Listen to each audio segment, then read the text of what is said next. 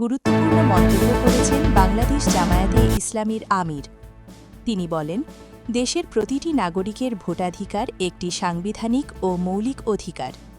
ভোটাররা যেন কোনো ভয়, চাপ বা দ্বিধা ছাড়াই যে দল বা ব্যক্তিকে পছন্দ করেন তাকে নিঃসংকোচে ভোট দিতে পারেন, সেই পরিবেশ নিশ্চিত করাই এখন সবচেয়ে জরুরি।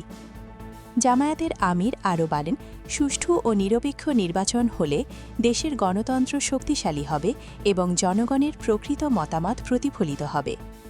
তিনি প্রশাসন ও নির্বাচন সংশ্লিষ্ট সকল পক্ষের প্রতি আহ্বান জানিয়ে বলেন, ভোটের পরিবেশ যেন শান্তিপূর্ণ থাকে এবং সাধারণ মানুষ নির্বিঘ্নে ভোটাধিকার প্রয়োগ করতে পারে।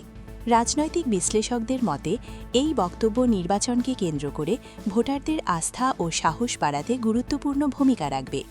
তিনি আরও বলেন, দেশের মানুষের উন্নয়ন এবং নারী পুরুষ যার যার যতটুক কর্ম তাকে সেইভাবে দেওয়া, বেকারত্ব দূর করা, বাংলাদেশকে দুর্নীতিমুক্ত করা, এটাই আমাদের লক্ষ্য।